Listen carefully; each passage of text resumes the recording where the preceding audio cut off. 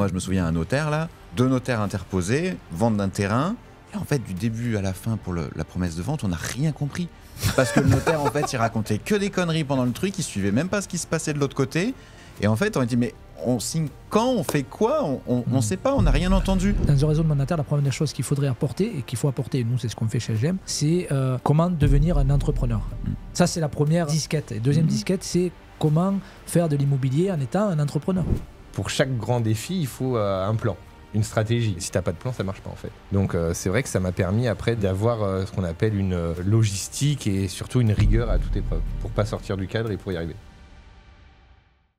Bonjour et bienvenue dans Success Immo, le rendez-vous incontournable des passionnés de l'immobilier. Je suis Nicolas Markovic et chaque semaine nous plongeons au cœur de ce secteur dynamique et en constante évolution.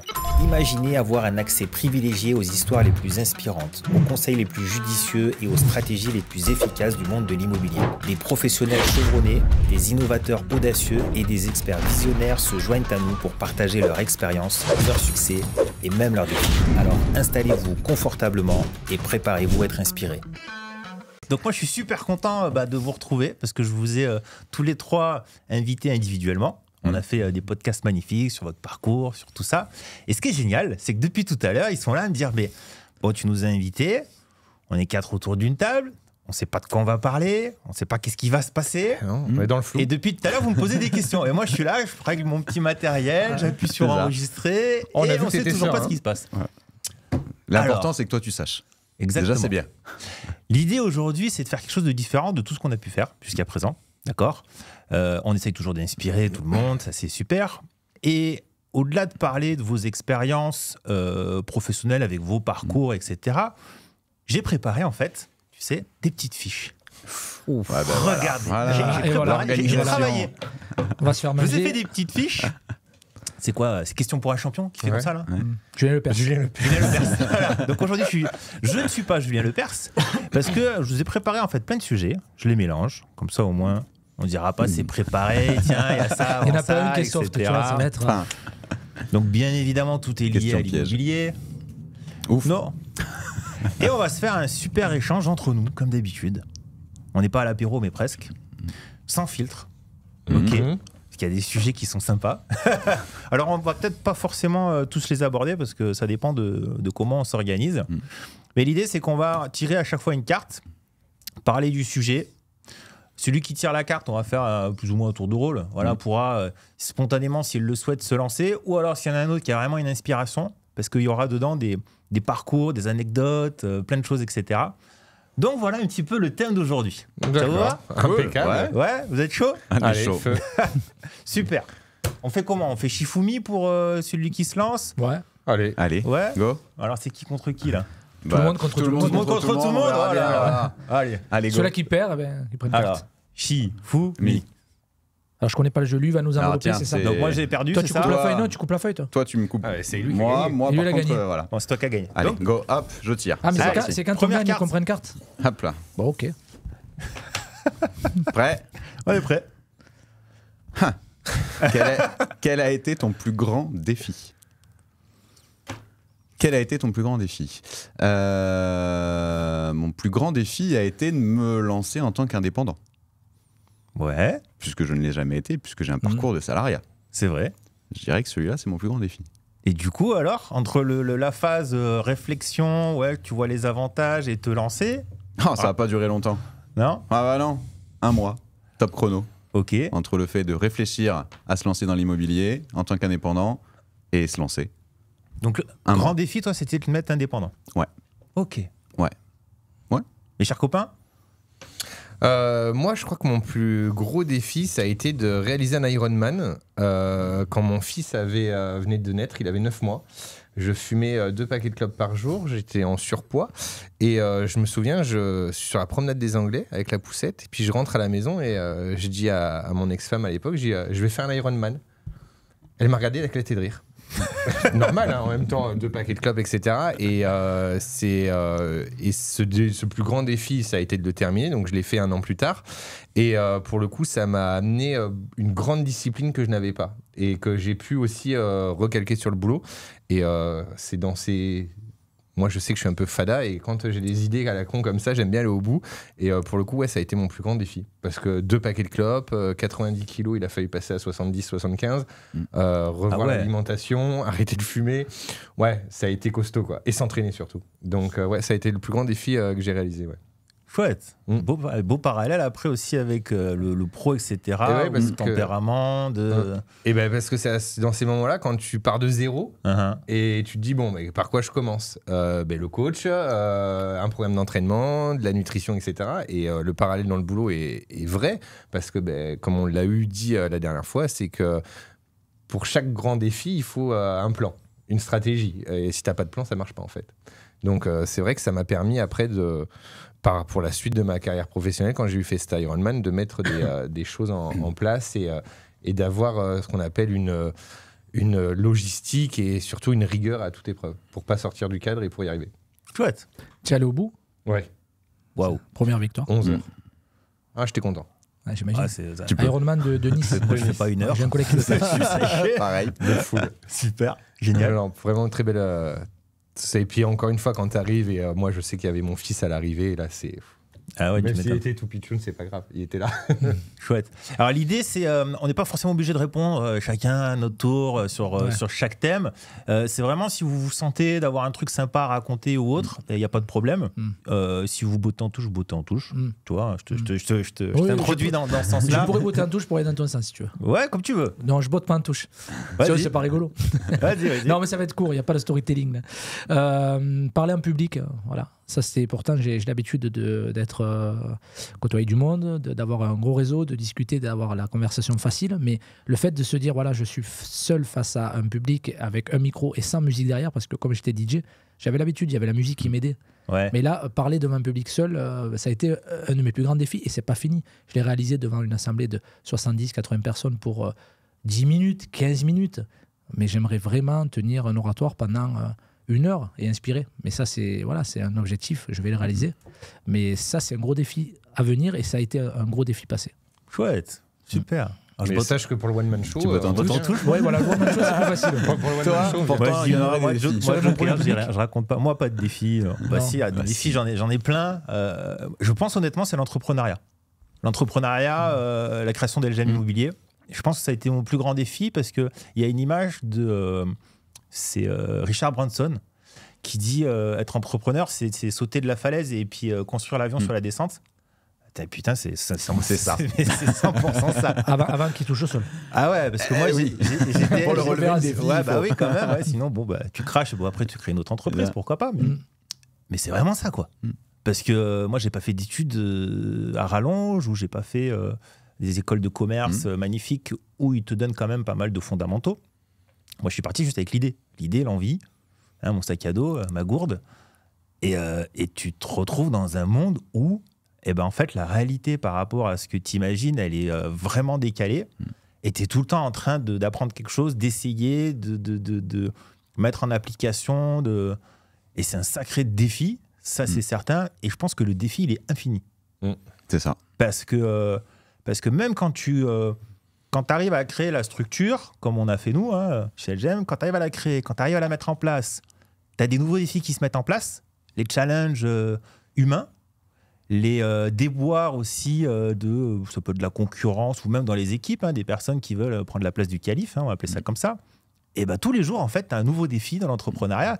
Et c'est quelque chose qu'il faut accepter, tu vois. Si vraiment on veut créer une entreprise, c'est de se dire, du début et jusqu'à la fin, il y aura des défis.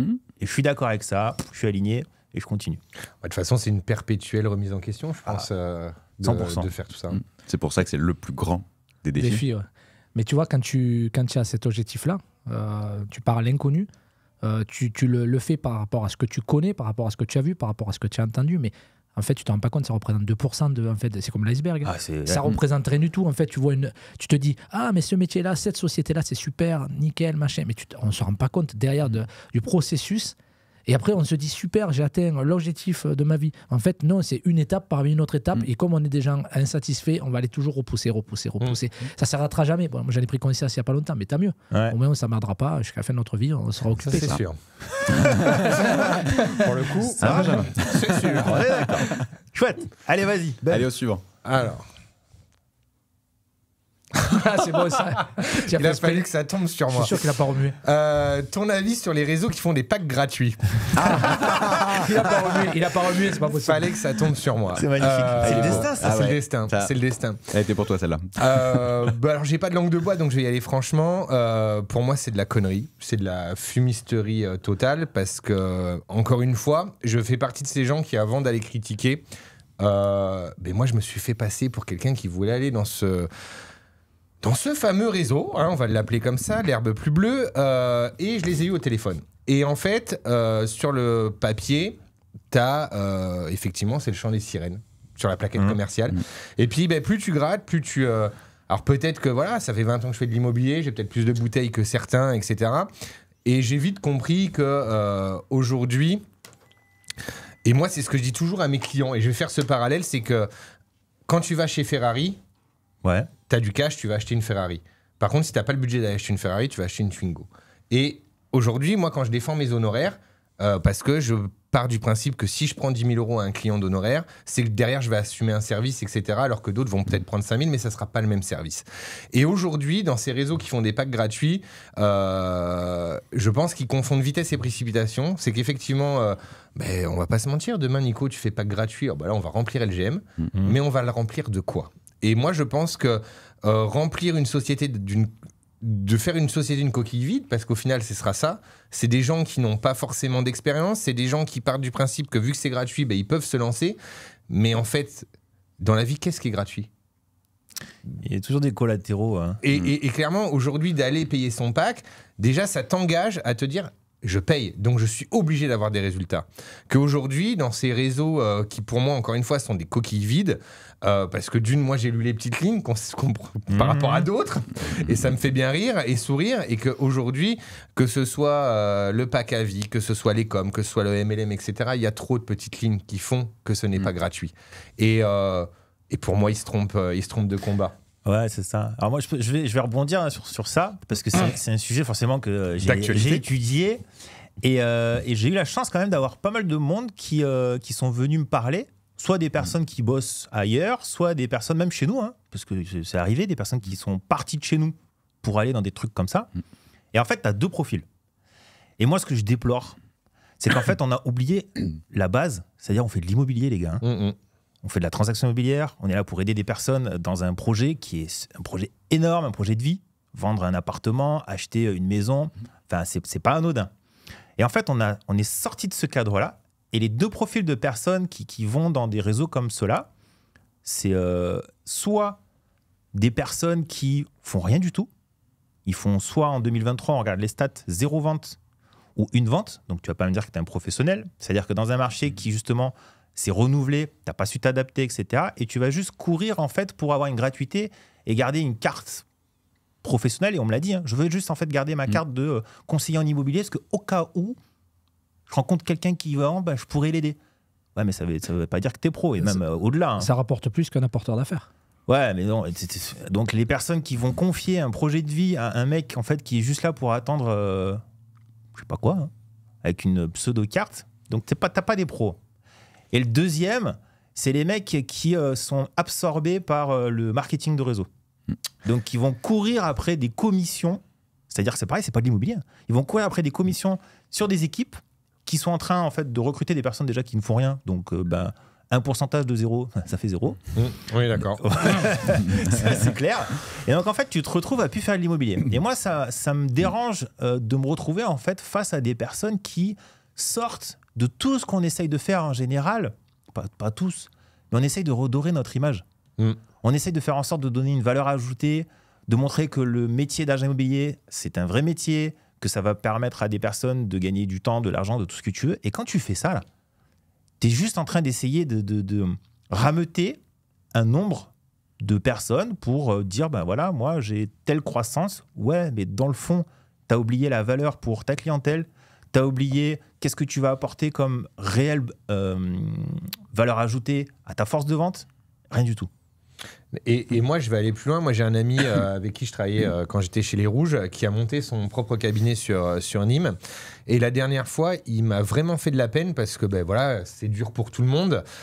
Lui est en difficulté aujourd'hui et il me dit, mais tu te rends compte aujourd'hui, quand je dis que je fais de l'immobilier, il a une cliente qui lui a demandé c'est quoi son vrai métier. Et lui, ça l'a. Alors, moi, ça m'aurait fait rire. Lui, ça l'a vraiment affecté et blessé, ce qui est entendable, surtout quand tu es chef d'entreprise et que c'est pas facile. Et là, ce chant des sirènes de packs gratuits, etc., fait que. On en oublie qu'on est dans un métier qui est encadré par des lois qui existent depuis maintenant longtemps, des lois qui sont perpétuellement en train de bouger, d'évoluer, etc. Et qu'aujourd'hui, je suis pour la reconversion. Vous le savez tous, j'adore quelqu'un de chez nous qui, pour moi, c'est la plus belle reconversion et c'est un exemple. Mon seul leitmotiv, c'est devant lui, parce que c'est un mec qui est costaud et qu'on veut et qui montre que la reconversion, c'est possible. Mais la reconversion, et je m'adresse à toi, bien accompagné, parce que je pense que tu ne l'as pas laissé tout seul dans la nature. Et toujours pareil, quand des mecs font 0 € et qui vont aller chercher du MLM avec des gens qui n'auront pas de formation, c'est quoi la valeur ajoutée d'un coach ? C'est ça. Je dis pas que je suis plus légitime qu'un autre, mais quand moi là, je sors des dossiers à tour de bras et que je vais pouvoir former quelqu'un, déjà la personne elle va m'écouter parce que j'aurai des résultats. Que là aujourd'hui, le MLM est devenu, et excusez-moi, mais clairement c'est de la branlette intellectuelle pour des gens feignants. Parce que, comme tu l'as dit tout à l'heure, les gens ne font plus leur métier qui est agent immobilier. Ils vont tout miser sur le fait d'avoir une équipe longue comme le bras, mais une équipe de mauvais, ça fait des mauvais en fait. Donc, je vois pas l'intérêt. Moi aujourd'hui, vous le savez, je suis BA aussi. J'ai une petite équipe de 3 personnes aujourd'hui sous moi, 4 bientôt. L'idée, c'est que ce soit un 13e, un 14e mois. Mais pas que ce soit que je compte là-dessus pour vivre. Et c'est ça où c'est malheureux. Voilà, exactement. 100% d'accord. On oublie une chose aussi, et là je fais un retour d'expérience, on en a discuté tout à l'heure, de gens qui font partie de ces réseaux justement pas gratuits, qui aujourd'hui veulent revenir aussi chez nous. Pourquoi ? Parce qu'ils ont perdu une chose, c'est que maintenant ce sont devenus des numéros, qui font partie d'un réseau avec des milliers et des milliers de personnes qui arrivent, qui ne font rien. Ce sont des numéros, il n'y a plus d'assistance, il n'y a plus personne pour répondre à leurs questions. C'est un numéro et il n'y a plus de valeur humaine. On est d'accord. Ils ont tout perdu. Au final, ils ne payent pas, mais ils n'ont rien avec. Ils ne payent pas, ou alors des fois, parce que c'est pareil, il y en a plein là qui sont en train de revenir chez nous et qui nous disent les petits astérix. Ouais. Tiens, je suis parti dans un réseau qui me donne 85% dès le départ et puis qui me dit ouais, mais alors attends. Quand je fais un compromis, je suis obligé de payer des frais de compromis. Quand je veux faire prendre tel logiciel, je paye tel logiciel en plus, etc. Donc il me dit à la fin, en fait c'est la même chose que chez LGM. C'est-à-dire qu'au démarrage, ils nous donnent plus, mais vu que je paye plus, en fait ça s'équilibre, sauf que j'ai pas les formations, les outils ils sont nuls, il n'y a personne au staff, etc. Donc elle dit, en fait c'est moins bien. Donc je reviens. Et par contre, petit truc, trop marrant, c'est que la personne elle me dit, je savais pas si vous alliez être d'accord pour que je revienne. On va sortir la même chose. Et du coup, j'ai appelé mon ancien coach et je lui ai dit, ouais, tu crois que je peux revenir chez elle ? Je lui ai dit, bien évidemment, nous, on n'a pas de rancune, hein, t'as essayé, t'as testé, tu reviens. Ça, c'est une mentalité. Voilà. C'est notre mentalité. C'est notre culture d'entreprise. Mais je sais, moi aussi, en discutant avec d'autres personnes, qui me disaient, moi, si demain je m'en vais de mon réseau, je suis banni à vie de ce réseau. Mais c'est pas une bonne mentalité parce qu'on peut. Moi, je pense, je suis un entrepreneur avéré maintenant. Je fais partie des conseillers qui a la plus grosse équipe. Mais quand quelqu'un s'en va, je lui serre la main, je lui dis écoute, suis ton cœur, c'est ton choix. Voilà. Et si ça va pas, tu m'appelles et tu reviens. C'est ça. Mais j'ai aucune rancœur. Je sais, j'ai appris à lâcher prise. Je me dis voilà, les gens, on peut pas les retenir, ils nous appartiennent pas. 100%. Et puis des fois, c'est en allant voir ailleurs qu'on se rend compte de ce qu'on avait perdu. C'est un peu comme avec une femme. Ah, j'allais te dire. Je sais pas envoyé là-bas, mais faut être honnête, on est entre mecs, etc. Faut faire des comparatifs. Des fois, on croit que l'herbe elle est plus verte, et puis non, il y aura toujours des problématiques. La vie 100% parfaite n'existe pas. C'est comme le bien immobilier 100% parfait. C'est le monde des bisounours. C'est ça. Il faut pas se faire aveugler par les paillettes. Et malheureusement, il y en a qui balancent trop de paillettes. Et, après, il y a dans ces réseaux-là, il y a quand même. Je ne prends pas la défense, mais il y a des bons aussi. Il y a des bons qui vont être eux aussi bons pour leur équipe, qui vont faire leur truc. Mais c'est vrai que peut-être que la proportion est minime par rapport à ce que vous êtes en train d'expliquer. Moi, je pense qu'il y a des bons, ils s'orientent plus vers du marketing de réseau. Et on ressort l'idée de vous avez oublié, les gars, Vous êtes là pour faire de l'IMO. Et pas juste pour dire j'emplâtre tant de récurrence sur mes équipes et je vends en fait à tout le monde un pack gratuit ou ceci ou cela pour appâter. Pour faire du volume. Et c'est tout. Mais toujours pareil. Et après, moi, il faudrait qu'on m'explique. Et là, pour le coup, c'est une vraie question parce que je n'ai pas la réponse. C'est nous, chez LGM, on a décidé de faire du recrutement limité pour que chacun ait un nombre de boîtes aux lettres à travailler. Là, j'aimerais savoir combien de conseillers ils ont rentré, ne serait-ce que sur ma zone à Nice. J'ai une idée parce qu'on est en train de lister, parce que moi je vais faire comme tout le monde, hein, moi aussi, je vais aller dire venez chez moi, hein, je vais vous faire des cadeaux. Et l'idée c'est de se dire mais comment ils font pour ne pas se marcher dessus? Ils peuvent pas. Mais ils se marchent dessus. Et derrière, je te confirme, ils se marchent dessus. Je ne sais pas si vous avez vu cette publication Facebook où on en parlait ce matin, où une jeune femme disait je suis partie chez l'Herbe Plus Bleue avec mon équipe, donc 6 personnes. Et aujourd'hui, dès qu'on fait de la piche, qu'on se présente, allô, c'est Tartampion Immobilier, ah non, on n'en peut plus de vous. Ouais. Donc aujourd'hui, mis à part se tirer des balles dans le pied, parce qu'encore une fois, chaque service a un prix. Tu veux une Twingo, tu vas chez Renault, tu paieras ta Twingo. Tu veux un service Ferrari, tu vas chez Ferrari et tu auras le service. C'est comme chez Nespresso. Nespresso, les dosettes, tu les payes plus cher que des trucs bas de gamme chez Lidl. Mais pourquoi? Parce que quand tu arrives chez Nespresso, tu as un mec qui est là qui te dit bonjour, bienvenue chez Nespresso, est-ce que vous voulez un café? Et ça se paye en fait. Ouais. Donc soit on accepte, soit effectivement on va travailler avec de la gratuité, mais par contre... Super. Ce qui peut être, pour clôturer le dossier, parce que sinon on n'aura fait qu'un live sur ton avis. Moi je pense que ça peut être une piste à aborder pendant une période donnée, de faire une gratuité sur un pack, mais j'ai pas lu les petites lignes comme toi tu as pu lire. Mais est-ce qu'ils ont un minimum à faire pour garder leur gratuité? Parce que sinon, ça fait que des conseillers fantômes. Je vais te répondre. Ils doivent recruter, je crois que c'est une personne minimum par an pour garder une gratuité. Mais ça n'a rien, c'est pas lié au métier de l'immobilier. Non, pas du tout. Encore une fois, tu as une gratuité limitée sur une période et après, derrière, pour garder ta gratuité qui peut être à vie, tu dois impérativement faire pas de l'immobilier, les gars. J'ai compris. Oui, c'est sous condition. Toujours pareil, chez LGM, on a aussi des avantages liés au recrutement, etc. Donc, il faut peut-être aussi les mettre plus en avant parce que clairement, je suis d'accord. Voilà, il faut peut-être que nous, on a été trop discrets. Voilà. Ouais. Enfin, moi, je m'oriente vers la valeur immobilière, principalement. Voilà, et on n'est pas là pour s'amuser à matraquer quelque chose qui n'a pas de sens. Ce que tu parles aussi de notre formule élite. Passer 89 000 euros de chiffre d'affaires, si vous êtes professionnel immobilier, elle est où la caméra qui me filme? Je vais faire voilà, non. Passer 89 000 euros hors taxe de chiffre d'affaires, vous êtes pro d'immobilier, vous avez réalisé ce chiffre d'affaires juste avant, contactez-nous. Vous passez directement à 80%. 80%, c'est l'une des offres la plus forte du marché à vie. Par contre, vous ne redescendez pas. Par contre, l'année d'après, vous ne redescendez pas. Non, ça, c'est une offre super. Et en ce moment, tu recrutes, tu as un mois de pack offert. On est d'accord. Ouais, c'est quand même des avantages intéressants. Il y a plein d'avantages chez nous. Moi, Sam, depuis le début de l'année, je n'ai pas payé mon pack. Mais voilà, parce que j'ai recruté. Nous, on a fait ça la première année qu'on a construit le MLM, c'était en 2018. Je crois que pendant 2 ans, je n'ai pas payé de pack. Parce que j'ai recruté 12 personnes par an pendant 2 ans. C'est ça. Et maintenant, on connaît l'histoire. Non, mais Seb est là aussi. Il a écrit l'histoire aussi avec nous, avec moi. Et voilà, et ça fait, il y a des avantages, quoi. Exactement. Ah oui. Allez, à toi. Ne m'en veuillez pas, je suis un peu dyslexique. Les concurrents sur le terrain, ça se passe comment?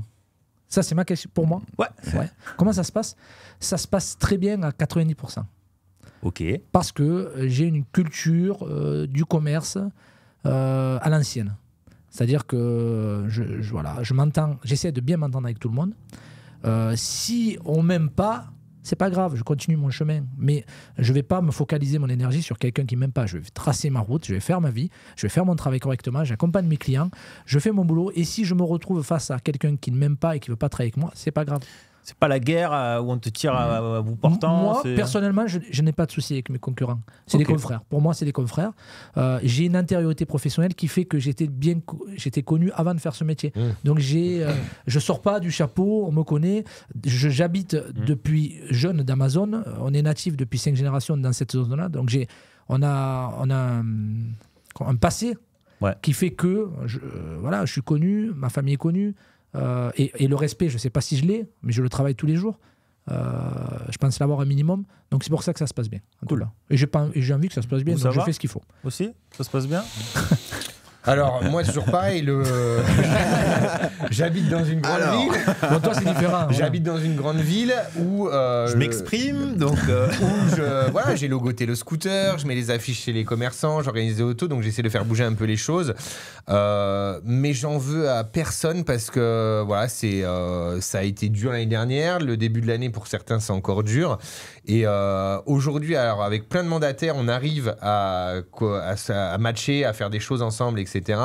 Avec les agences vitrines, ça reste encore un peu plus compliqué parce que ma casquette de mandataire fait que ça les... Ouais. Mais c'est toujours plus ça compliqué. les importune. Avec les agences vitrines, c'est toujours plus pareil, compliqué. on n'est pas là pour faire des histoires. Moi, comme je leur dis, vous voulez partager avec moi la moitié de 1, je prends. Je préfère ça que la moitié de 0. Après, à tout le monde d'être intelligent. Puis ceux qui veulent pas, ils veulent pas. On peut pas leur mettre le couteau sous la gorge. Ça va? Pas de souci avec les confrères, moi. Pas du tout, que ce soit vitré ou mandataire. On travaille plutôt main dans la main. À céder, justement, l'année a été difficile, donc on est plus... alors après, moi, je suis sur Toulouse, donc c'est peut-être un peu différent de chez toi. Mais nous, on va plus travailler vraiment main dans la main. Limite céder, c'est changer les choses. Ah bah attends, moi j'ai ça. T'as pas des clients, toi? C'est bien, hein. Ouais, on est vraiment sur une osmose de confrères, à tous être dans le même bain et dans la même galère, entre guillemets, de l'année dernière. Et du coup, plus céder. Même des partenariats avec des agences vitrées, etc. C'est non, chouette, vraiment bien. Ouais. Moi, j'aime tout le Après, il y a monde. une approche plutôt cool. Honnêtement, Bah ouais. moi, J'aime tout le monde, j'aime tout mais le personne monde. même. Mais effectivement, moi, quand j'étais sur le terrain, tant mieux d'entendre ça, hein, c'est positif. Mais moi, c'était à qui se tire le plus dessus, quoi. Hein. C'était, Moi, je me souviens comment tu travaillais. Tu étais mon coach. Oui, Tu t'en souviens? ouais. Et tu me dis, tu étais quand même dans une démarche où tu rentrais du mandat et il fallait que tu ailles au bout. Et c'est peut-être pour ça, peut-être que tu mettais ce qu'il fallait mettre en place. Ouais. Alors, moi, franchement, j'étais toujours très transparent, pas dénigrer la Ça, c'est sûr. concurrence ni quoi Ça, que ce c'est sûr. soit. Mais par contre, oui, en face de moi, j'ai un concurrent qui est là pour prendre un mandat. Et ben moi, je vais repartir avec l'exclusivité. Ouais, bah oui. Il y aura pas Ouais, de... mais après, ça, c'est pas une guerre. Ça, Non. c'est. Ouais, mais en c'est fait, un jeu. qu'est-ce qui se passe? C'est que moi, j'avais, je sais pas, peut-être 95% de taux d'exclus sur un stock assez important. Et en fait, une fois, 2 fois, 3 fois, 5 fois, 10 fois, les concurrents, Ouais, oui. putain, Nicolas Markovic, Qu'est-ce qu'il fait? Il nous casse Comment les il bonbons parce qu'à chaque fois, il nous fait péter l'exclu, Voilà. ou alors il passe avant nous, ou ceci ou cela. Et quand tu vois passer les commissions devant ton nez, et puis moi, qui fais le fanfaron, alors fanfaron plus ou moins, hein, mais photo devant chez le notaire pour mettre sur les réseaux sociaux à une époque où ça n'existait pas. Donc fanfaron dans ce sens-là. Hein. Mais c'était pourquoi? C'était pour montrer tout simplement aux gens, si vous voulez confier votre bien à la vente, moi je sais le vendre. C'est tout. Mais du coup, j'avais une image de mec, si tu veux, voilà, fanfaron, arrogant, etc. Et moi, on m'aimait pas. Hein. Et toujours aujourd'hui. Hein. Mais tu étais dans un village aussi. Je suis dans un village où, voilà, les agents immobiliers. Non, mais Il y en a beaucoup. Après, Ouais, ce que mais Nicolas oublie de dire, c'est que ça a été plus ou moins le premier mandataire sur la Grande Motte. Ouais, aussi. Ouais, Aussi. Premier. Et- Peut-être pour ça aussi. ouais vraiment actif, ouais. Ouais, vraiment le premier. Et moi, je me rappelle un jour, t'es venu chez Ah, mais Next City. tu étais, toi, à la Grande Motte. Moi, j'étais chez Next City et lui. Tu peux en parler alors de ça, là. Était un bleu. Mais moi, après, Nico, c'est une autre relation. Et je me rappelle, t'es venu à l'agence, tu m'as dit on pourrait travailler ensemble. Et je t'ai ri au nez, je t'ai dit mais pourquoi on pourrait pas? Et c'est vrai que tu m'avais dit que les autres avaient tendance un peu à te blacklister. Mais Et on avait fait 2 ventes ensemble. Ah ouais, je vais te raconter une histoire. Avant, donc il y a 20 ans en arrière, moi je bossais dans une agence vitrée, pignon sur rue, etc. Et on était dans un regroupement qui s'appelait la MEPI. La MEPI, c'est les exclusivités où, je ne sais plus combien, il y avait 7-8 agences, où tu as un fichier commun et puis tu peux justement piocher chez les exclusivités de ton copain. Et ça, j'ai bossé 6-7 ans là-dedans. Donc je connais tout le monde, je fais un volume quand même costaud de vente, donc tout le monde sait comment je travaille et c'est la qualité que je peux apporter. Donc quand je bascule dans le réseau de mandataires, moi mon premier jour, qu'est-ce que je fais? Je prends mon baluchon, je fais le tour des agences de ma ville, et forcément, toutes celles avec qui je bossais dans la MEPI, salut, c'est Nicolas, tiens, moi j'ai changé de couleur de maillot, mais bon, vous savez comment je bosse, etc. Et t'en as un, où j'arrive, et je lui explique, voilà, ça, etc. Et il me regarde, il me dit, non. J'ai plus partie Il me de dit, la t'as méthode. changé de crèmerie? Il me dit, donc maintenant, on bosse plus avec toi. Et je dis, mais pourquoi? Il me dit, parce que maintenant, tu es un mandataire indépendant, on n'aime pas les mandataires. Et ouais. ça. C'est très argumenté comme. Ah ouais. Et mais justement, je lui dis, mais c'est-à-dire, je commence presque à m'asseoir, tu sais, faire ma découverte pour comprendre qu'est-ce qu'il a, allonge-toi parce que t'as un petit problème. Et il me dit, non, c'est tout, c'est comme ça, point. Et presque, il me dit, ouais, tu t'en vas, quoi. Et je lui dis, t'es sûr de toi? Je lui dis, parce qu'à partir de maintenant, si tu te mets contre moi, Je lui dis, toute ton équipe, sache que moi, si on est en concurrence, déjà qu'en général, j'essaye de faire en sorte de ramener pour moi et ma famille une commission. Là, ça sera sans état d'âme à 100%. Hein. Il m'a dit, ouais, bien sûr. Alors, je peux te dire que cette agence-là, ils ont essuyé pas mal de rétractations, de tout ce que tu veux, mais dans la bienveillance. Tout simplement, toujours pareil, en montrant notre métier, etc. etc. Mais moi, franchement, j'ai une autre image. C'est pour ça que j'ai posé cette question. Et je suis content de voir que plus les années passent, plus quand même on essaye de bosser. Ça progresse. Ça s'améliore. Pas forcément main dans la main et on est tous des copains. Mais c'est intelligent, quoi. C'est intelligent, on collabore, on fait de l'interagence entre l'agence vitrée, le réseau de mandataires, entre réseaux de mandataires, etc. Entre anciens, même des fois, d'enseignes et autres. On essaie quand même de résoudre la problématique principale. C'est le besoin du client. C'est le besoin du client. Ça. Et c'est pas la course à une commission. Et Oui, il d'accord. y a une chose qui a bien évolué, c'est en effet le regard des mandataires des agences vitrées. À l'époque, en effet, quand moi j'ai même commencé, tu vois, il n'y a pas si longtemps que ça, mais t'es mandataire. T'es mandataire, voilà, tu fais rien, de toute façon, tu sers à rien, voilà. C'est pas le même métier. Là, aujourd'hui, maintenant, la même personne, patron de son agence vitrée, dit non, mais on travaille ensemble avec grand plaisir. Ça, c'est chouette. Eh ben voilà, ça y est, enfin, on est reconnu et au même statut, quoi. J'ai trouvé une top astuce, moi, pour les forcer à travailler avec moi. Parce que Nicolas m'a dit un jour, il y a de la pub passive. Donc, c'est-à-dire, quand tu vas mettre des affiches quelque part, les gens ils vont te voir et puis à force, ils vont faire le lien. Et bien maintenant, à chaque fois que je vais à un rendez-vous, je mets mon scooter pile poil devant l'agence immobilière. Au moins, je me dis, ils vont me voir, ils vont bien être obligés de sortir pour me dire, allez vous garer ailleurs. Et je me dis, au pire, s'ils ont besoin de moi, ils ont mon numéro. Quoi. Je crée le lien. Quoi. On commence à discuter, tu crées le lien. Ouais, c'est ça, ils vont engager la conversation. C'est un moyen. Et est-ce que vous pensez que, là on parlait recrutement, il faudrait qu'on analyse les départs des agences, donc des agents immobiliers, des indépendants, ils font quoi quand ils partent d'une agence vitrée? Est-ce qu'ils vont dans une autre agence vitrée ou ils se convertissent au mandatarisme?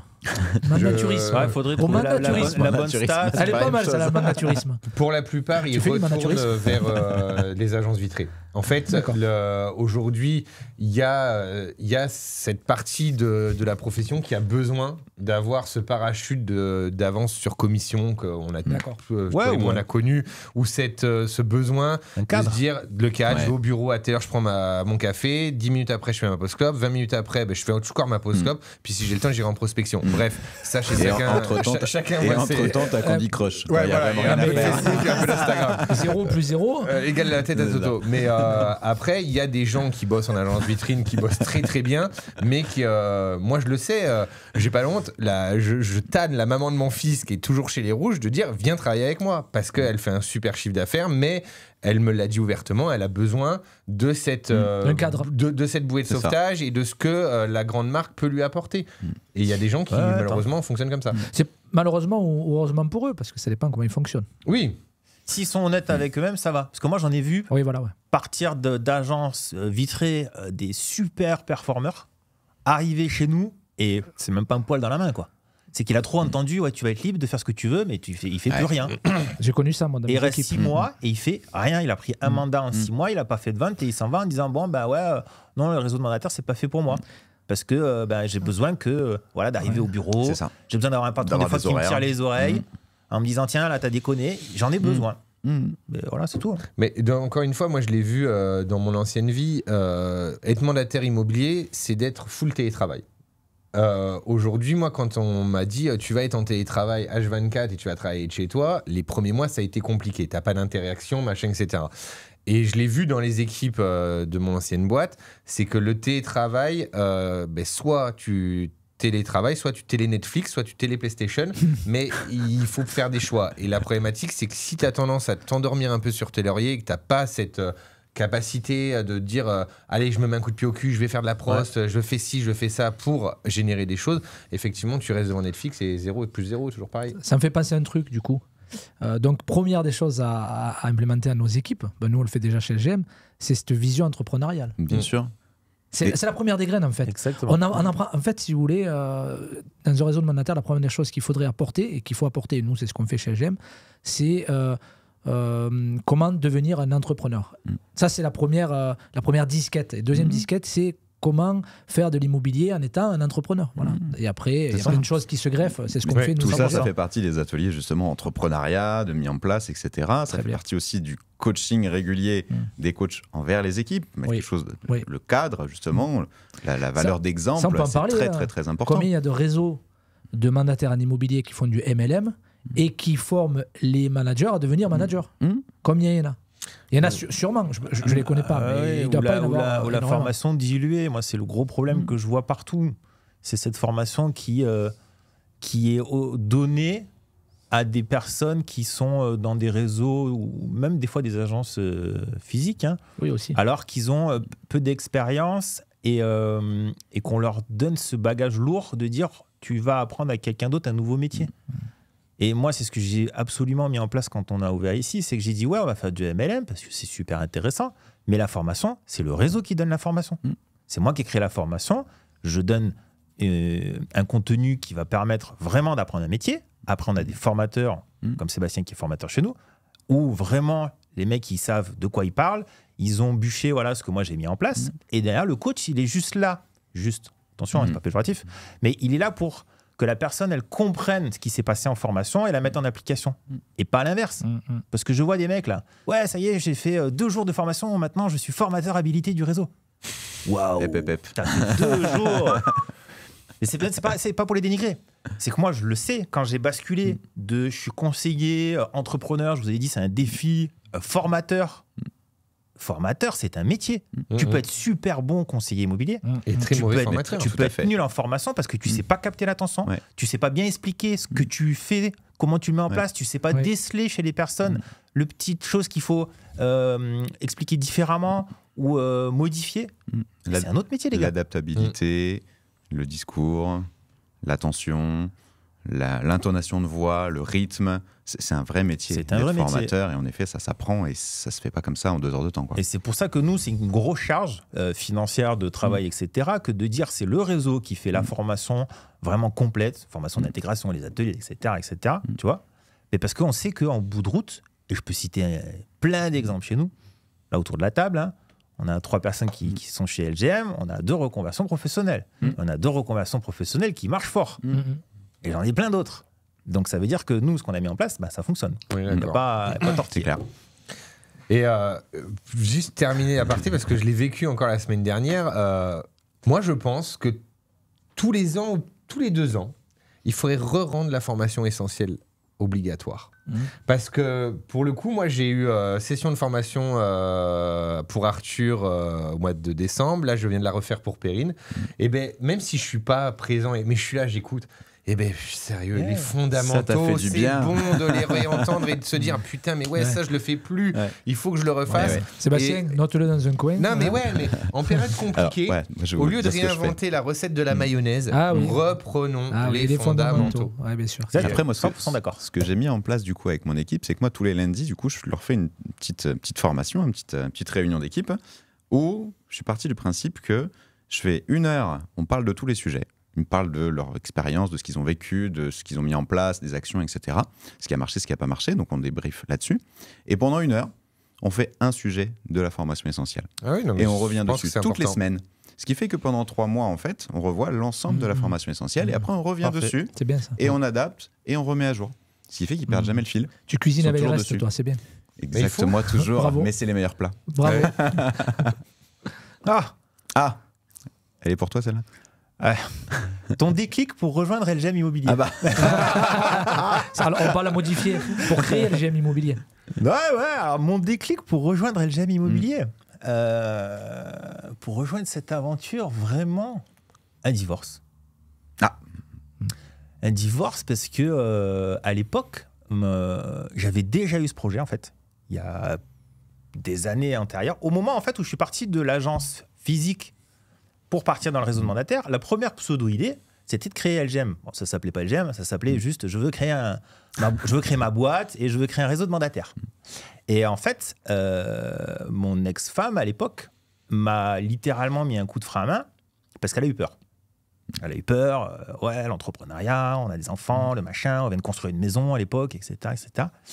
Et donc, à force de balancer tout ça, moi j'ai dit, ok, je vais pas mettre en péril la famille ou autre par rapport à ce projet. Et ben franchement, je la remercie.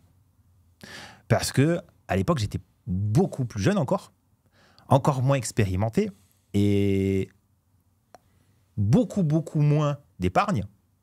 Et je pense qu'on aurait foncé dans le mur, tu vois. Parce qu'après, avec l'expérience et comme j'ai dit, le défi, bah, ça aurait été tout autre. Et puis du coup, un jour, on divorce. Et bonne nouvelle, eh ben, on va remettre sur la table ce beau projet, tu vois. Parce que c'est des périodes, je sais pas si vous avez des séparations ou autre, où justement, tu es en train de remettre tout à plat. En général, hein, c'est le moment où tu mets toute la vie à plat et puis tu te dis alors, c'est le moment de voir vers où on va aller. Et moi, ça a été quasiment immédiat. Et puis après, le déclencheur, mais la mise en processus, elle a été longue, hein, parce que création d'entreprise et tout ça. Mais ça a été immédiat de me dire, je vais repartir dans ce projet. Parce qu'il me tenait à cœur, parce que j'avais envie, parce que j'ai pris de l'expérience. Parce qu'en plus, j'étais dans un réseau de mandataires, donc maintenant, je sais comment ça fonctionne à l'intérieur, parce que j'ai encore plus de bagages économiques, donc ben, je vais pouvoir me lancer à 100%, etc. Donc ouais, c'est ça le déclencheur. C'est marrant, chaque séparation est un déclencheur pour quelque chose. C'est ça. On croit toujours que c'est négatif, et en C'est fait, bon, ça pas prend du du tout. positif. Ouais. Tiens, d'ailleurs, je vais me séparer en rentrant. Comme ça. Non, mais on dit toujours, hein, dans une problématique, en fait, il y a une opportunité. C'est vachement difficile de l'avaler, ce truc-là, hein, en général. Mais toujours, moi, dans tout ce que j'ai eu, à 100%. Tu vois. Mais chaque situation négative t'amène quelque chose de positif, en fait. Bien sûr. Parce que ça te permet, on perd rien, on apprend toujours de quelque chose. Ça dépend de l'état d'esprit que tu as. Oui, aussi. Et si tu restes négatif, oui, après, on est entrepreneur. C'est la dépression. C'est la fin. Mais... On est tous entrepreneurs, donc forcément, on a tous une force à rebondir, justement, et à aller de l'avant. On a ce grain à nous. Voilà. Et si on n'est pas capable de la faire germer nous-mêmes, ben, il faut qu'on s'inspire d'autres personnes. Et c'est ce que tu as fait, tu ne le dis pas dans ton déclic. C'est que tu as eu un déclic, tu as suivi sûrement. Moi, j'ai vécu, pas ce déclic, j'ai vécu le début de ton entreprise. Et tu as suivi des gens qui t'ont inspiré, qui t'ont permis de te remettre en question, de voir les choses différemment, peut-être. À 100%. J'étais vachement. Tu peux citer des noms ? On peut, non ? Ouais, mais même. Alors en général, c'est-à-dire que quand on remet tout à plat, moi, ça m'a permis de me réorienter vers ce que j'avais vraiment envie. Ou des gens, si tu veux, que ce soit, même c'était là, l'entourage proche, etc., te disent, ouais, bah non, c'est nul, etc. Et par exemple, le développement personnel. C'est ça. Le développement personnel, je commençais vraiment à m'intéresser à ça. Et l'entourage proche me disait, c'est de la flûte, tu perds ton temps, c'est nul, et blablabla, et blablabla, et blablabla. Donc forcément, ton entourage, tu le crois, mais ça te permet de douter. Ça t'influence. Et quand tu remets tout à plat, je lui dis, mais si sorte de développement personnel, c'est quand même bien. Moi, ça m'inspire, ça me donne envie, les machins, les Franck Nicolas, etc. Tu vois. Et Franck Nicolas, après, je l'ai vachement suivi. J'ai fait plusieurs séminaires à lui sur le développement personnel, sur justement l'entrepreneuriat, etc. Et c'est tous ces déclics qui ont fait que, bah ouais, moi, ma place, elle est là. Tu sais, où tu te sens à l'aise. Tu te sens vraiment, tu te dis, ah ouais, là, je suis bien dans mon fauteuil. C'est mon moment. C'est mon truc à moi. Ouais. Bah vas-y, on va pousser là-dedans maintenant et il n'y a plus rien qui nous freine, quoi. Tu vois. C'est beau, un temps de silence. Ça fait du Allez-y, bien. parce qu'il y en a des On cartes. voit les paroles. Allez, à moi. Hop. Allez, la suivante.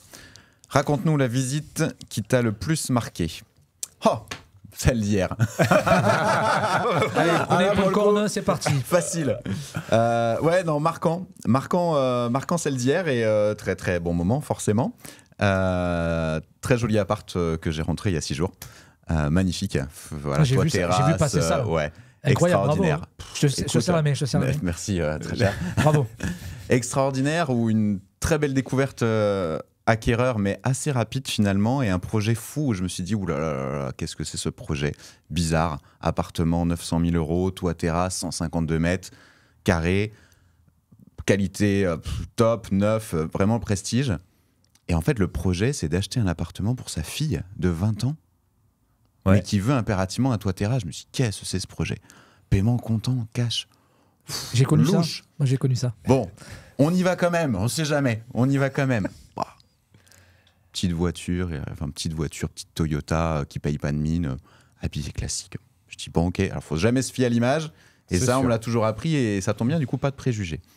On rentre, 1 heure de temps. Offre au prix, des étoiles dans les yeux. Allez. Au revoir, merci. On prend, c'est bon, puis vite, parce que j'ai un rendez-vous professionnel après, donc on signe où, on y va, c'est bon. Dans 1 mois, on emménage. Magnifique. Magnifique. Waouh, Tu as pris ton téléphone. extraordinaire. Allô chérie, tu peux réserver Cancun, c'est closé. Pas encore, jamais avant que ça soit signé. Jamais avant le virement jamais. sur le compte Mais bancaire. voilà, oui, vraiment une visite extraordinaire, quoi. Inattendue et on a qu'un comme de doigt et la bonne rencontre, le bon produit avec le bon projet, les bonnes personnes. Donc le vendeur. Waouh. Le vendeur ou la vendeuse. Non, là c'est du neuf. C'est du neuf. Ouais. Programme neuf. Ouais. Ok. Donc prescription, neuf, tout ça. Ok. Bon, très bien. J'allais te dire, sinon, tu vas passer par un Superman, il va te recommander. Même pas. Alors si, quel du coup dommage. si, parce que pour le coup, tous les programmes neufs justement là, du coup on va aller C'est plus sur loin Toulouse dans l'aventure. C'est sur Toulouse, très bien. Toulouse, ouais, ouais. D'accord. On va aller plus loin dans la voiture et on va aller. Pied à l'étrier. Et juste pour rebondir, moi c'est pareil. Je vais vous raconter une anecdote, mais sur ce côté de pas de préjugés. Et je le dis en formation à chaque fois, il faut valider 3 oui pour partir en visite. Et je suis intransigeant là-dedans, et je le répète aux équipes, voilà, 3 oui. Alors les 3 oui, c'est, on va pas faire toute la formation, mais notamment il faut que les personnes elles soient présentes, tous les décideurs, pour partir en visite. Parce que je fais pas une visite avec la femme, très souvent, qui est agréable, qui est là pour aider son mari à gagner du temps. Et puis derrière, le mari, il vient en deuxième revisite, il te démonte tout, et c'est une catastrophe. Enfin, bon, on va pas faire toute la formation. Et un jour, je reçois un appel d'un mec, mon téléphone qui sonne, Singapour. Tu sais, parce que ça s'affiche. Singapour, bon, ok, je décroche. Machin, nani, nana, vous venez de mettre une maison à la vente, je l'avais mis, je crois, 2 heures avant, ok. Maison à 1 million d'euros. Donc à l'époque, le vieux qui parle, tu sais. Aujourd'hui, 1 million, c'est un peu plus courant, mais à l'époque, 1 million, waouh, c'est le truc exceptionnel. Et il me dit, ouais, cette maison, etc., je viens de voir les photos, je sais où elle est. Nous, on cherche exactement ce secteur-là. J'ai regardé sur Google Maps, je l'ai localisé. Elle est du bon côté par rapport au lac, machin, tatati, tatata. Et au bal de golf. Voilà, c'est sur le golf à la grande mode. Et il me dit alors, donc il me dit, je suis à Singapour. Je paye cash, d'accord? C'est pour une résidence secondaire. Et il me dit, donc, ce que je vais faire, c'est que je vais vous envoyer un ami qui va visiter pour moi. Il va faire des photos et il va m'envoyer les photos. Et si ça va, je prends un billet d'avion et je descends rapidement. Moi, j'étais là. Comment tu fais toi. Ouais, c'est ça. Qu'est-ce que je fais? Je le raccroche au nez, je rigole. Et puis, je sais pas, je dis, ouais, je sors de mes cadres. Voilà, parce que, bon, je dis, ok. Ouais, mais je pense que c'est au feeling aussi. Ouais, dans l'intonation. Est-ce que tu le ressens mec, tu vois, le projet sérieux ou. Ouais, mais franchement, Tu sens que ça sent mauvais. c'était trop la caricature. Tu sais, non, il paye cash, résidence secondaire, 1 million d'euros. Qu'est-ce qu'il me raconte, lui? Et c'est mon meilleur ami qui va choisir. Et c'est mon meilleur ami qui vient ça. faire des photos. Je dis, voilà, ça sent l'embrouille, le truc. Et je dis, bon, ok. Le meilleur ami, il arrive, il fait, je sais pas moi, 300 photos. De tout. Partout. Il mitraille, etc. Il envoie. Une demi-heure après, téléphone, il sonne. Monsieur Markovitch et tout, je viens de recevoir les photos. Bon, c'est parfait, ça correspond bien au descriptif que vous avez donné, etc. Moi, c'est bon, la maison, je la prends. Je prends un billet d'avion. Donc, je suis en train de regarder. Là, je suis sur le site. J'arrive dans 48 heures. J'étais là. Ok. Ouais, je dis, c'est louche, il y a un truc qui va péter. C'est ça, bizarre. C'est pareil. Et je dis, bon, ok, machin. Il me dit, ouais. Je dis, vous savez quoi? Je dis, je viendrai vous chercher à l'aéroport et on ira direct à la maison. Il me dit, ok, d'accord. Il me dit, attendez, je suis en train de regarder. J'arrive tel jour, telle heure à l'aéroport. Et moi, je suis arrivé à l'aéroport, tel jour, telle heure. Je me suis dit, il va pas être là, le gars. Ouais. Ça, c'est pas possible. Et si, il sort du truc, là, machin. Il me dit, ouais, je suis là pour 24 heures, je repars à Singapour, à l'autre bout de la planète. Et il a pris la maison à 1 million, paiement cash. Direct. Hallucinant. C'est ça. Ouais, mais des fois, c'est quand tu t'y attends pas qu'il y a des trucs qui marchent, quoi. Totalement. Mais totalement. C'est toujours l'inattendu, de toute façon. Ouais. Ça, c'était certain. T'as beau mettre ça me rappelle une anecdote. Il y a 6 mois, un an, j'ai vendu une maison et c'est un monsieur très charmant de la région de Nice. Nice, Monaco. On est charmant, nous, là. Très charmant. Oui, il n'y a pas que des Benjamins. Non, très charmant, très charmant. Donc, le monsieur, il m'appelle. Donc, c'est surtout sa fille qui est venue visiter toute seule. Elle avait localisé la maison. Et mon propriétaire, un charmant monsieur, bon, mais qui n'a pas Internet chez lui. Voilà, il est l'ancienne et tout. Il me dit, oh, je lui ai fait visiter tout ça. Et j'ai dit, mais monsieur X, je vous ai dit que voilà, je suis votre mandataire immobilier, je m'occupe de tout, je suis là pour ça. Donc, vous dites à cette demoiselle de m'appeler. Donc, elle m'a appelé, elle me dit, en fait, voilà, la maison, je la veux, mais c'est mon père qui va l'acheter. J'ai dit, dites à votre père qu'il descende dans les 24 heures parce que j'ai déjà une offre sur le tapis. Et c'était réalité, en fait. Le monsieur, je l'ai appelé, il est descendu de suite de Nice, il a regardé tout ça. C'est un paiement comptant et il m'a acheté la maison. Donc on a signé le compromis et c'était pour sa fille. Et entre le compromis et l'acte, sa fille, bon, elle a changé de vie. Non, elle s'est remise avec un gars et elle est repartie sur la Côte d'Azur. Et il se retrouve avec une maison à 400 000 euros, comme ça. Et il habite à Nice. D'accord. Incroyable, incroyable. Donc tout ce qu'on peut faire pour nos enfants, là, c'est magnifique. C'est ça, hein. C'est magnifique. Ah, c'est ça. C'était magnifique. Ben, Allez. Oh, accès à la propriété pour les jeunes générations. Ouch, il y a du sujet. Ouais. Ça va être compliqué. Hein. Après, moi, je sais pourquoi je travaille. Je travaille tous les matins justement pour que mon fils puisse arriver justement dans cette vie et pouvoir accéder à la propriété très rapidement. Parce qu'avec cette bulle qui ne cesse d'augmenter, et encore, je me permets, vous êtes quand même On est protégé. Moi, chez moi, c'est un enfer sur Terre. C'est aujourd'hui un jeune qui commence dans la vie, qui a 20 ans, qui a un petit CDI, etc. Il ne peut pas acheter ne serait-ce qu'un 3 pièces pour fonder sa famille. On est sur des gammes de prix d'un autre monde. Ouais. Donc bon, après, il y a toujours la possibilité, on le sait, de se délocaliser, de partir ailleurs, etc. Mais je pense que l'accès à la propriété pour les jeunes générations va devenir de plus en plus compliqué, sauf si l'État remet un peu de prêts à taux zéro comme il faut, de choses pour les accompagner, etc. Et que l'État force les banques à faire en sorte qu'ils puissent se loger, mais sinon ça va être très très compliqué. Nous, sur mon secteur à Nice, que ce soit pour la location, on va prendre une typologie de 3 pièces, location ou à l'achat, aujourd'hui on a des pénuries et les gens n'arrivent plus à se loger. C'est dramatique. c'est compliqué, hein, et les prix c'est n'importe quoi. Et il y a un sujet moi, que je donne toujours, c'est comment les gens font au SMIC. Ah mais ils n'y arrivent pas. Expliquez-moi. Ils vivent sur la dette. Quand je fais 3 courses, j'ai 4 sacs dans les mains, ça m'a coûté 200 et quelques euros. Moi j'ai la même Et logique que toi. j'ai pas pris du foie gras, j'ai pas pris de... Comment ils font là? Expliquez-moi. Non, ça devient de plus en plus compliqué. Et, alors, c'est vrai, tout le monde voit passer que je vends des appartements 3 pièces dans des endroits perdus à pas cher. On est d'accord, il n'y a pas de débat. Mais loin. Voilà. Mais quand tu es un jeune actif, que tu sors des études, que tu veux trouver un boulot dans une grande ville. En tout cas, moi, je ne connais pas votre secteur, donc je ne vais pas me permettre d'en parler. Mais en tout cas, sur nous, chez Nice, Saint-Laurent, Cannes, c'est compliqué aussi, région Montpellier et Toulouse, ça commence à s'étendre, ça explose partout. Ça commence un peu, nous, tu vois, c'était une discussion que j'ai eue avec les équipes hier, justement, de dire, on a eu une période, là, encore l'année dernière, où il fallait plus qu'on mise justement sur des petits biens, à petit budget, c'est ce qui se vendait et c'est ce qui était recherché. Là, aujourd'hui, on voit que même ça, c'est compliqué. C'est très compliqué, ça. Et du coup, c'est plutôt, limite, les gros biens où on a justement du paiement cash, finalement, qui se vend aujourd'hui, plutôt que les petits biens. C'est très, très compliqué. Là, j'ai encore des T2 où j'ai du mal. J'ai vraiment du mal parce que le budget passe pas. Qui approche minimum 6 jusqu'à 10% de rentabilité. 10, on sait que c'est devenu un mirage, mais 6, 7, 8. Demain, un Parisien, par exemple, pourra investir plus facilement chez nous qu'en région parisienne. Et en fait, on a une solution à ça que y a beaucoup d'économistes, etc., qui voient. Après, c'est malheureusement sur un événement qui est tragique, c'est les décès. Hein. Mais en fait, tu as les baby-boomers qui a eu après la guerre, Seconde Guerre mondiale, et il y a eu énormément de naissances. Et ces baby-boomers, aujourd'hui, ils sont en fin de vie. Et donc, en fait, il y a les analystes qui disent que, justement, il va y avoir une migration importante de flux financiers sur les nouvelles générations. C'est-à-dire, nous et les enfants, forcément, seront impactés. Mais ça donne pas une lueur d'espoir, mais ça donne, en fait, l'alimentation financière pour pouvoir accéder à la propriété. Que avant, nos parents ou autres, tu faisais seul. Tu remontais tes manches, t'arrivais et tu te lançais, et même avec des taux à l'époque, je crois que c'était 25% des taux de financement. Aujourd'hui, même si tu as des taux qui sont remontés mais qui sont bas, même à 4%, voilà, c'est super bas. Maintenant. Voilà. Et va falloir avoir un apport de plus en plus important. Et ça, ça va se faire justement par ce flux financier sur les générations qui vont malheureusement partir et les nouvelles qui arrivent.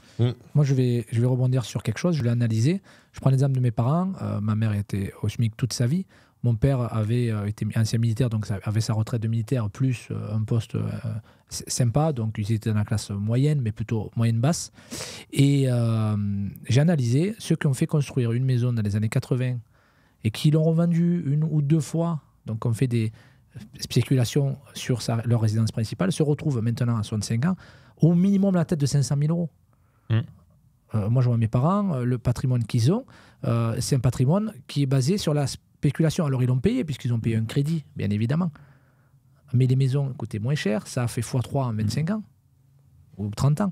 Donc, comme tu dis, il y a, mine de rien en France, il y a une richesse de gens qui n'étaient pas forcément les plus aisés et qui vont permettre, s'ils ne mangent pas tout, parce que c'est possible demain de se dire je mange tout, je laisserai pour mes enfants, de pouvoir aider les enfants à accéder à la propriété. Mais ça sera plutôt, on le voit, nous, c'est débrouiller nous. Les petits-enfants, peut-être qu'ils aideront plus les petits-enfants. Et les enfants, mais sur un âge plus tard, 40, 50 ans, peut-être. Et pour finir ma logique, est-ce que la nouvelle génération a vraiment envie d'être propriétaire? Ça, c'est vraiment notre débat. Ouais, parce qu'ils sont, tous non plus, hein. ils veulent tous aller à Dubaï, en Thaïlande. Sont tous influencés. Ils mais bien veulent sûr. tous aller à droite, à gauche. Le lifestyle, bien sûr, bien sûr. Mais encore une fois, je pense qu'à un moment donné, il va y avoir le retour à la réalité. C'est des coups de bateau. Moi, clairement, aujourd'hui, il a 7 ans, je suis pas trop embêté, mais à 18 ans, il commence à me dire papa, je vais faire le tour de la planète. Très bien. Par contre, fais-le. Papa, tu le laisses tranquille. Hein. Il va vivre un peu. Hein, donc, viens pas demander à raqueter. Hein. Ouais, c'est un autre sujet intéressant. Génération Instagrammeur. C'est ça. Mais c'est logique. On a été influencé par quoi, nous? Allez, bon, moi je suis un entrepreneur, peut-être que Bernard Tapie m'a influencé, je sais pas. Ma génération, c'était des bonhommes qui étaient chefs d'entreprise et même des politiques ont pu m'influencer. C'est des gens qui avaient des valeurs et qui faisaient des choses. Là, aujourd'hui, tu te prends en photo sur Instagram, tu deviens influenceur et tu vends du mascara à 2 balles. Bon, toujours pareil, hein, mais bon. Ou alors de l'eau du bain. Mais voilà, j'aimerais pas que mon fils me dise papa, j'ai pris un bain, j'ai vendu l'eau. L'eau du bain, ça c'est pas ça. Attends, franchement, elle est débile, mais elle a pris une niche. Pas de jugement de valeur, mais effectivement, elle est pas. Elle est pas fuite. Mais attends. Moi, au début, je dis c'est quoi ces influenceurs à 2 balles? Quand tu vois le salaire qu'ils gagnent, c'est des entrepreneurs en fait. Ah oui. Ça va durer une période, alors ça entraîne un peu de s'effondrer, mais il y a d'autres influenceurs. Nous, avec Nicolas, on suit les mêmes personnes qui sont brillantes, mais qui sont brillantes en fait. Et ce sont des influenceurs qui te permettent de monter, de générer du business, d'avoir une autre vision. Les influenceurs divertissants, qui ont gagné jusqu'à 10, 20 000 euros par mois, voilà, ça a été un moment, ça est en train un petit peu de tomber. Mais ils ont pris le virage. Ah oui, bon, maintenant, la question, c'est qu'est-ce qu'ils ont fait de cet argent? Est-ce qu'ils l'ont investi? Est-ce que leur image, ils l'ont entretenu pour switcher comme l'ont fait certains? Le sujet n'est pas là. Voilà. Yes. Cool. Alors, ce qu'on va faire, tiens, parce qu'il reste pas mal de cartes, je vais choisir un petit peu pour la fin là, des trucs. Déjà, c'est fini. Oh, c'est trop bien. C'était que le début. Qu'est-ce qu'on a chauffé là? Bien. Ça y est, il est bien. J'ai plus de torticolis, c'est bon, on peut y aller. Ah oui, en plus. L'apéro arrivait et tout. Enfin... Tiens, celle-là, elle peut être sympa. Les notaires. Alliés ou poison? Pourquoi moi je prends toujours les cartes où, Non. les notaires, alliés ou poison? Un bon notaire est un allié. Un bon notaire est un allié. Aujourd'hui, de toute façon... on est tellement dans un métier réglementé, etc., que nous, ce qu'on a connu, où on faisait les compromis en agence, etc., il est hors de question que je retourne dans ce genre de marasse administrative. J'ai déjà du mal à gérer mon administratif. Donc non, les notaires sont des alliés. Mais encore une fois, il faut bien s'entourer, parce qu'il y a des très très bons notaires, comme de très mauvais, mais c'est comme dans toute profession, en fait. Est-ce que ça existe encore, justement? À l'époque, moi, c'était lié à l'âge, franchement. Oui, c'est l'âge. Les vieux notaires... C'était un calvaire. Ouais, mais maintenant on est dans une nouvelle génération. Oui. Parce que tu peux pas les joindre. Tu tombes toujours sur la secrétaire qui dit qu'il est injoignable. Et la secrétaire, jamais ça rappelle quoi que ce soit. Et des dossiers, je me rappelle pour un parking que j'avais vendu à Nîmes, 8 mois. Ouais, et à la fin, il m'envoie en plus un mail, tu sais, étude de satisfaction. Tu as tué. C'était magnifique. Il n'y a plus d'études de satisfaction maintenant. Et quand tu les appelles, on peut vous joindre. Alors c'est le jeudi de telle heure à telle heure et le vendredi de telle heure à telle heure, certains. Non, mais c'est un truc de fou. Le standard ne répond pas c'est un truc de avant fou. 10 heures. Ouais, moi, ça me... oui, avant 10 heures, non. Oui. Exactement. Mais tu as la possibilité, en tout cas, de choisir des bons notaires. Ça dépend. Avec qui tu... Alors, moi, je sais que je travaille avec tu arrives, toi, peut-être orienté, mais des fois, écoute, tu sais, les notaires de famille. Je travaille avec elle. 5 générations, le mec, il te dit... extraordinaire.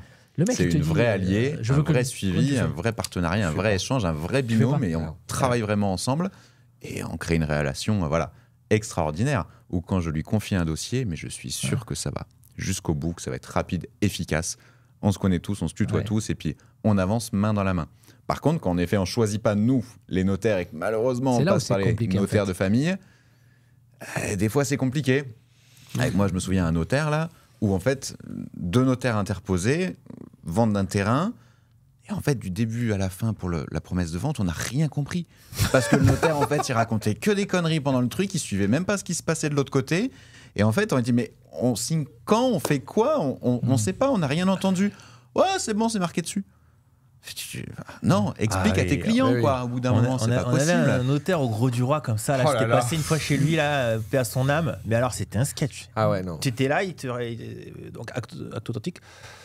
Ou non, même compromis au début. Là. Bon, vous savez qui vous êtes, hein, vous savez qu'est-ce que vous Ça, achetez, je vous l'ai- avez visité. ça, je Voilà, l'ai eu. grosso modo, tu sais, 5 minutes. Bon, allez, signez en Ouais. bas. Moi, je l'ai eu C'est un quart d'heure, top hallucinant. chrono, mais génial, ceci dit. Hein. Ah. On a parlé de tout et de rien, puis tout le monde s'en foutait, les acquéreurs, les vendeurs. Les vendeurs étaient même pas là avec l'agence qui vendait, n'était pas là non plus. J'étais seul avec mes acquéreurs. Chez le notaire, un quart d'heure, top chrono. Vous l'avez lu?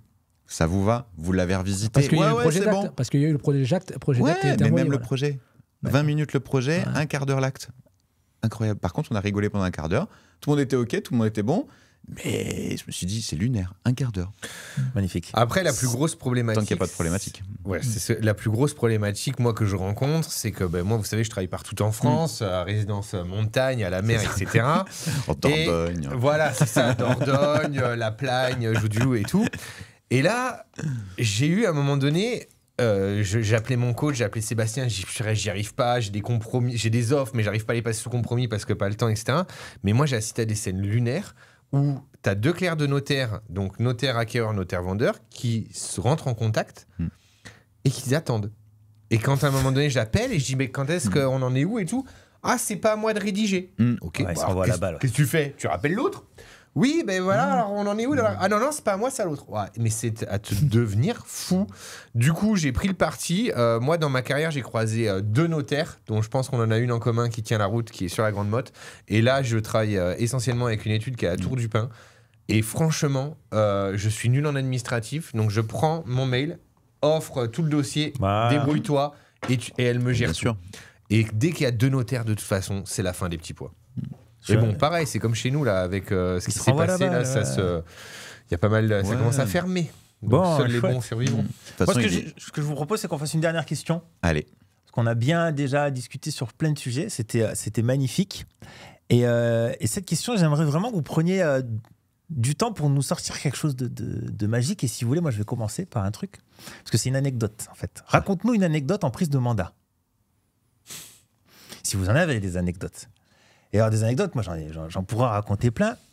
Mais je me rappelle d'une. Vous connaissez l'émission C'est du propre? Oui. Hein, c'était sur M6. Je ne sais pas si ça existe encore, cette émission. Pas le temps de regarder la télé. À l'époque où je regardais la télé, justement, il y avait cette émission où c'est des gens qui, même c'est une maladie, hein, qui entassent, tu sais, accumulateurs compulsifs. les déchets et tout ça chez eux, etc. Et moi, je me suis toujours dit, tu vois, ça, c'est de la télé-réalité. Hein, Ça n'existe pas. Jusqu'au jour où Si. cette dame m'appelle pour que je vienne prendre son appartement à la vente. C'était la cour des miracles. T'arrives là-dedans. Alors, c'était pas aussi intense hein, que dans les émissions, mais je me rappelle très bien tu rentres dedans et l'odeur et tout, du bordel partout. Et on avait là une petite table comme ça, tu sais, où on s'était assis pour discuter. Et t'avais à côté là la gamelle du chien avec, je crois, ça faisait 2 mètres autour, tu sais, les croquettes écrabouillées là dans l'eau, etc. et autres. Mais cette dame très gentille, tu sais, et qui ouvre un placard, prend un verre.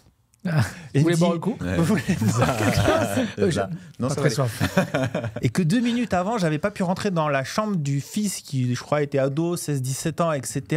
Parce qu'il y avait un truc qui bloquait. Il était dans la chambre en plein après-midi, la chambre noire, etc. avec une odeur de phoque. Où je me suis dit, mais qu'est-ce qu'il y a? Et puis ça a été le déclic de me dire, voilà, elle veut me servir de l'eau. J'ai dit non, machin. Et puis j'ai dit, je vais prendre mes affaires, je vais me sauver d'ici, quoi. Parce que comment je vais faire pour le vendre? Je serais mal à l'aise. Qu'est-ce que je vais raconter, etc. Donc du coup, j'ai dit, bah non, ça, c'est pas possible. Et je me suis rendu compte que ça pouvait vraiment exister. Pas de la saleté, mais c'est insalubre. C'est ça. C'est ça. Insalubre, vraiment, mais t'habites dedans. C'est Et ça. t'es propriétaire C'est ça. du truc. Et puis t'es là-dedans. quoi. Ouais. Demande à Julien Gondran s'il le prendrait ou pas l'appartement. Bah, lui, Mais il le j'ai- prend. j'ai eu- prends tout, là. J'ai eu la même chose un peu que toi, justement. Ça peut faire partie de la réponse. Idem, en fait, un jour, j'ai une de mes voisines où j'habite qui m'appelle, qui me dit, écoute, Sébastien, je veux vendre mon appartement, qui est loué actuellement, et la fin du bail arrive bientôt, donc je veux le vendre. Voilà, la locataire s'en va, elle achète un appartement, donc vends-moi mon appartement. Ok, pas de souci. Par contre, je te préviens, elle me dit, je sais pas dans quel état il est, j'ai pas mis les pieds dedans depuis 1 an et demi. Ok, pas de souci, on y va. Et moi, je savais que la locataire, on la suivait à la trace, quoi. Donc la dans trace la résidence, toutes les déchets, les machins, les trucs, on savait que voilà, il y avait un truc bizarre. On rentre dans l'appartement et là, en fait, tu colles au sol. Tellement c'est sale. Tu te dis, ah ouais, je voyais la propriétaire à côté de moi, blême, limite en pleurs, de voir l'état de son appartement. Et je dis, t'inquiète pas, ça va se gérer. T'inquiète pas, on va régler le problème. Ok, je sympathise avec la locataire, etc. J'y fais le ménage à cette dame, qui en fait était handicapée. Donc elle ne pouvait pas et elle n'arrivait pas à avoir les aides nécessaires pour justement l'aider. Donc du coup, hop, j'y vais, je fais le nettoyage, etc. On arrive à vendre son appartement, nickel, une fois que la locataire était partie. Et cette locataire a acheté un autre appartement, ailleurs. Ok. Elle t'a rappelé pour le ménage? Elle m'a rappelé pour vendre son appartement. J'ai retrouvé l'appartement, en effet, dans le même état, mais pire, parce qu'en fait, elle avait ramené tout ce qu'elle avait en garde-meuble dans son appartement, ce qui fait que tu rentrais dans l'appartement, passais en travers les cartons, les meubles, etc., à vivre là-dedans. Je dis, par contre, madame, il va falloir qu'on fasse une chose ensemble. Je vais vous accompagner jusqu'au bout, mais clairement, on va déjà désencombrer. On va faire venir des gens pour repeindre cet appartement. Ça faisait 1 mois qu'elle vivait dedans, elle voulait déjà le vendre, elle y était pas bien.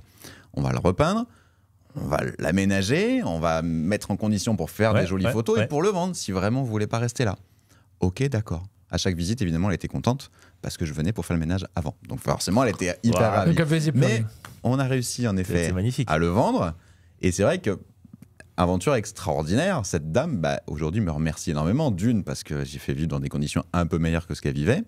Et puis surtout, on a réussi à le vendre alors qu'il était invendable. Et qu'en effet, tout le monde aurait dit « Ah non, mais moi, je peux pas. » Invendable, le truc. Mais il a fallu vraiment travailler longtemps.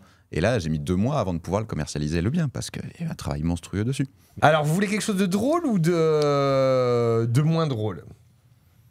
Le plus percutant, vas-y. Le plus percutant, eh ben, ça faisait très longtemps que j'avais pas eu de la peine pour un client. Parce que j'essaye de me détacher de beaucoup de choses. Et la semaine dernière, j'ai vécu un truc de lunaire. Mais quand je vous dis de lunaire, c'est du jamais vu. En 20 ans de carrière, je n'ai jamais vu ça. Comme tu sais, on a un partenariat avec Sébastien via Novanea, des promoteurs qui nous envoient des gens qui veulent vendre dans l'ancien. Donc me voilà parti avec mon petit sac à dos, mon scooter, j'arrive à l'estimation, etc. Et on me raconte une histoire. Et j'ai failli y croire.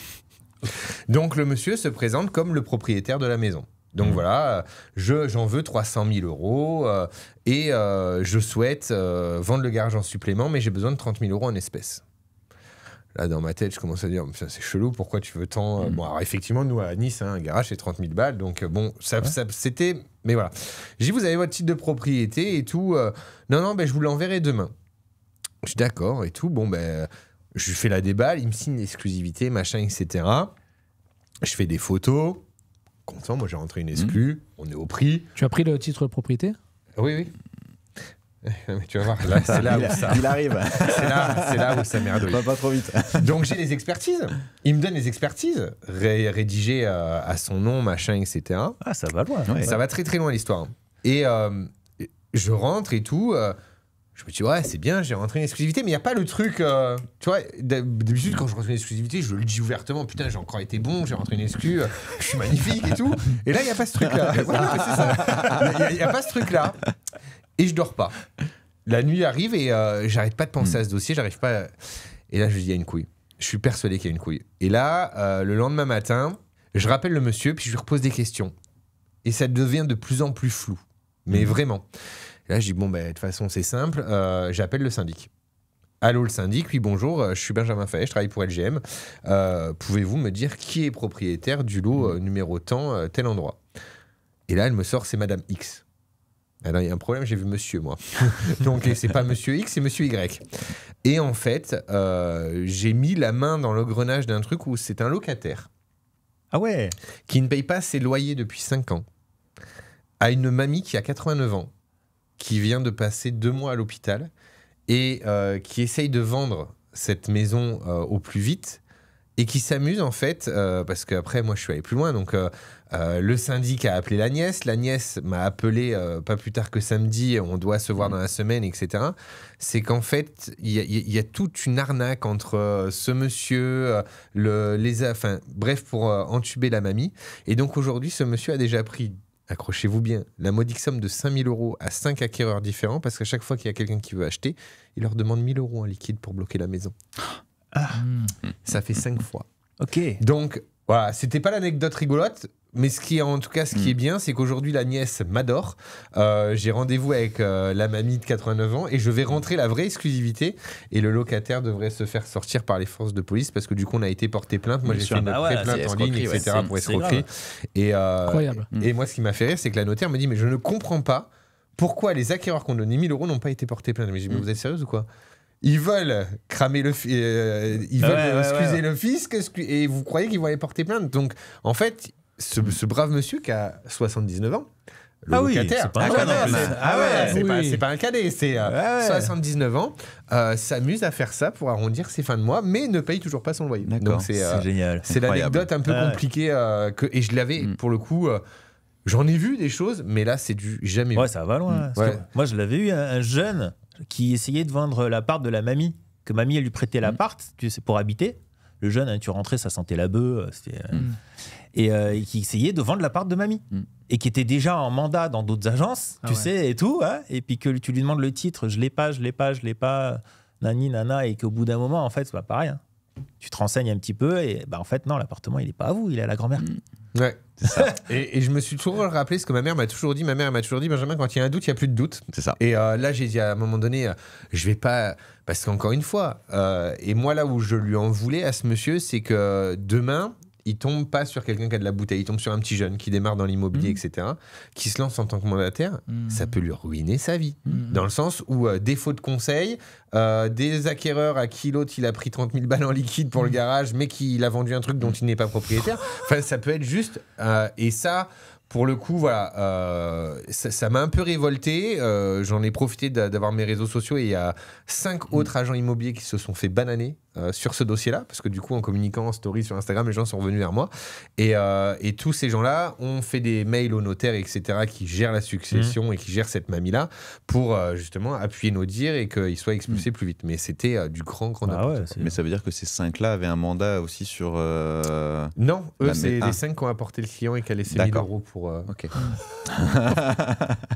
D'où l'importance d'être bien formé et de pouvoir vérifier toutes les infos. Et puis tu prends pas d'espèces, c'est quoi ce truc au milieu ça, là, bien sûr. C'est à un moment donné, enfin on va pas se mentir, moi j'ai commencé ma carrière, on appelait ça du chocolat, il y en a eu à une époque. Aujourd'hui, avec les lois, de toute façon tu n'as plus le droit d'aller... Enfin, moi quand un client me dit j'ai du liquide à passer, ben, j'y vais aller chez Carrefour. Je dis parce que clairement aujourd'hui, qu'est-ce que vous voulez venir acheter un appartement aujourd'hui, tu ne peux pas passer des grosses coupures, tu veux aller acheter un sac à main à ta femme, tu ne peux même pas payer un sac à main 1000 balles sans te dire d'où ça vient.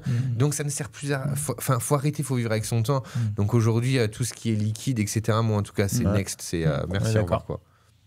Flo, une anecdote ? Et non. T'as pas d'anecdote, mais toi ? Non, j'ai pas d'anecdote. Honnêtement, il y avait le Joker, je passe mon tour. Ouais, c'est ça, bien. Il a joué sur le Joker. Non, en prise de mandat. Tout est simple pour Flo, il n'y a pas d'anecdote. C'est pas simple. Facilité. Mais je peux vous dire que je suis un peu comme Nicolas. Quand ça pue, je botte en touche. Je préfère, et c'est peut-être pas les conseils que je donnerai à mes équipes, je leur dirais il faut tout prendre, il faut y aller, il faut se battre, il faut décortiquer. Des fois, dans l'échec, on apprend, tout ça. Mais moi, personnellement, quand ça pue, j'ai pas envie de m'embêter, me battre. Donc, je passe à autre chose. Ouais. Voilà, je suis plutôt comme ça. J'aime bien les dossiers qui soient assez propres, assez lisses. Et j'ai eu la chance d'en avoir. Après, des petits dossiers où il y a des contraintes techniques, où on a des acquéreurs qui sont un peu virulents, qui peuvent mettre en avant ah, mais là, il y a un vice caché, là, il y a tout. Pourtant, tu leur avais tout dit. Ils voient la configuration d'un terrain. Bon, voilà.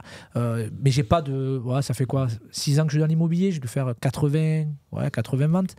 Je pense que c'est ça à peu près, une dizaine par an. 10-12, donc non, honnêtement, je touche du bois. Ok. Voilà. Après, peut-être des choses positives, je me rappelle pas. Ouais, parce que, ouais, tellement de choses. Moi. Voilà. En général, on se rappelle que du négatif, malheureusement. Ouais, on se c'est rappelle ça. pas des choses. non, bah, du négatif positif aussi, hein. oui, mais Ouais, si. non. Ou les décalages, moi je pense à un dernier petit truc là, tu sais, Ouais, où j'en ai j'étais un sur une station balnéaire, la Grande Motte, bord de plage, et quand tu vas prendre des mandats l'été, Mm. t'arrives chez eux là, t'as rendez-vous à 14h, ils sont encore à l'apéro, Eh oui, ils sont eh presque oui, à eh poil oui, oui. chez eux, Ouais, c'est tu ça. sais, dégoulinants là. Ouais, Après, ça oui. dépend sur qui du temps, moi, toujours pareil, c'est pas sympa. moi, j'ai vu des trucs où ils sont C'était là, pas au ouais, Cap bah, d'Agde, asseyez-vous, tu sais, asseyez-vous, je vous sers petit pastis. un petit rosé, un pastis. Ouais. Mais attendez, je suis venu pour prendre l'appartement à la maison, on va faire des photos après, tu sais, et tout. Oh, attendez, on n'a même pas encore commencé à manger, oh, dis donc. Je fais une petite Et merde. l'agent immobilier. Si, moi, au début de ma carrière, je c'est prenais mes génial, mandats. ça. Ouais, je prenais mes mandats en claquette. Camille, elle le disait Ah tout bah le temps. ça, Moi- t'étais le roi des claquettes. Ouais, oui, c'est vrai, la prise de mandat, mais on est dans le sud ou on n'est pas dans le sud? Les gens, ils veulent quoi? Ils veulent un agent immobilier stéréotypé. Représentatif, Voilà. Je suis l'agent immobilier du sud, les amis. Je prends l'accent, comme ça, je parle. Oh, un petit pastis. Ça vous dérange pas? Je suis un short et claquette, prendre le mandat. Une exclusivité, bien sûr, et 2 glaçons. Voilà. Non, non, je pousse le truc parce que je crée le lien avec mes clients. Mais ça pourrait être ça. Hein. Ça pourrait être un Enfin, panier. cela dit, moi, pour en avoir côtoyé cet été sur Nice, je préfère l'agent immobilier qui va arriver avec des. Alors, peut-être pas des claquettes, parce que Ouais. si t'as les pieds en kebab, ça fait un peu dégueulasse. Mais le petit short, Les petits la mocassins. petite chemise, le Oui, petit voilà, mocassin. petit polo. Parce ouais. que moi, je les ai vus, je sais pas comment ils font. 40 degrés cet été en plein mois d'août, costard cravate. Ouais. Chez les rouges, Là-dedans, ça doit chez- sentir le fennec. chez les rouges, ils sont comme ça. Ah, c'est plus la moutarde. Ah, la moutarde, La ils sont comme ça. moutarde, et ça pique en plus. Ah, la moutarde, c'est vrai qu'ils sont toujours même 40 degrés avec la veste. Ah ouais, c'est. Moutarde. Ouais, Ça, c'est sûr. c'est ça. Super. Bah, Bon, écoute, après, vous avez tous vu, on a nos nouveaux accessoires là qui arrivent, d'après ce qu'il nous a dit. Non, c'est pas ça? C'est que vu qu'on faisait des interviews, ils nous offraient les casquettes Les LGM pour casquettes, cet été, ouais. non? C'est pas ça? Ah, d'accord, Ah, tu veux arriver en casquette, Ah ouais, casquette avec LGM. LGM. Ok, on Bon, va écoute, s'organiser. Flo, ils veulent Bob. Moi, Ah, je ceci dit, moi, je veux Bob jaune. Ricard d'un côté, intervertible. Hop, et LGM de l'autre. Donc, Comme Bob, ça, je peux aller dans les une ferrades. casquette LGM. Je moi j'ai tourne les Bob. tenues hiver, hein, j'ai les polaires, mais Ouais. en effet, maintenant il nous faut les tenues été. Ouais. Ok, Ouais, d'accord. ouais. Alors évite le Marcel, hein, ça va faire des ordres. Bon, ça vous a plu ce petit format Très bien, différent sympa. Très bien, très Ouais. bien. Donc je vais m'organiser Sympa. pour la prochaine fois pour vous inviter avec Bob, Ouais, des Bob. casquettes Ouais. Casquette. pour profiter. Allez, ça. nickel. Ok. Donc on Merci remet, à toi, on en tout remet cas. ça. On remet ça quand tu veux. Avec Super. plaisir. Merci à vous en Allez, tout les cas. gars, merci. À bientôt. Merci Nicolas. Nico. Ciao.